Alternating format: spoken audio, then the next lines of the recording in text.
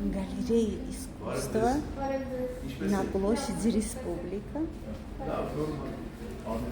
Посмотрим, что у нас тут интересного есть. И здесь мы совершенно случайно оказались 3 рыжеволосые. Посмотрите, 3 рыжеволосые. И вот молодая, красивая девочка работает в этой галерее. Так что можете подходить, смотреть. А сейчас я вам покажу безумно красивые скульптуры. Посмотрите, какая красота. И чтобы вы мне поверили, Лиль.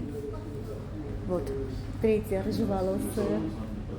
Она сильно. Касեք էս ինչա։ Հավաքրասան հունական դիցաբանությունից արյոդին 2 մասի բաժանելու տեսարան է պատկերված։ Առհասարակ քանդակագործիչ է Գիգամրաշկին է, հիմնականում այդպիսի դիցաբանական թեմաների է անդրադառնում։ Իր աշխատանքներից նաև վերևում կտեսնեք շատ յուրահատուկ եւ տարբերվող ձեռագիր ունի։ Մեր քանդակագործների ավելի փոքր չափսերի աշխատանքներ են ներկայացված։ Կհանդիպեք անուն Արամ Արևեկյան, այստեղ հայ երաժիշտների երաժշտական աշխարհի մեծանուն դեմքերին պատկերված քանդակները։ Արամ Արևեկյան ևս հայացքի հեղինակ է, իրական անուն-ազգանունը Արամ Արևիկյան է։ Բրոնզա քանդակները ձուլվում են մեծ մոտ Պետերբուրգում, չնայած այն փաստին, որ հեղինակների մեծամասնությունը հայեր են։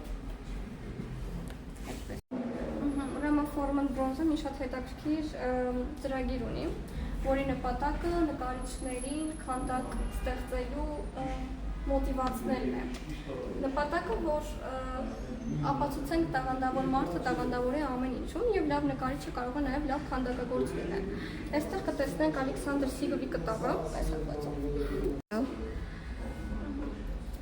Այս կտավի հեղինակը Ալեքսանդր Սիգովն է, ով միաժամանակ այսպիսի հետաքրքիր ունային աշխատանք ստեղծել է նաև քանդակ։ Քանդակը իդեպ իր առաջին քանդակն է եւ ստեղծված է իր կտավի հիման վրա։ Այսինքն սկզբից եղել է կտավ, հետո արդեն նպատակ եւ իդեա միտք է առաջացել կտավը քանդակի վերածելու։ Այդպես եւ ստեղծվել է այսպիսի հրաշալի քանդակ։ Նույն ծրագրի շրջանակներում մենք նաեւ մեր հայ հեղինակ Տիգրան Ասատրյանի հետ արեցինք այս պահին քանդակը վաճառված է եւ չեմ կարող ցավոք ցույց տալ, բայց կտավը վերևում կարող եմ ցույց տալ։ Կտավը վերածեցինք քանդակի, շատ հետաքրքիր ինքնատիպ գործ ստեղծվեց ու նաեւ բացահայտեցինք եւս մի տաղանդավոր մարդու, ով տաղանդավոր է ոչ միայն գույների հետ խաղալիս, այլ նաեւ բրոնզի եւ այսպես 4 կողմից տեսանելի քանդակ ստեղծելիս։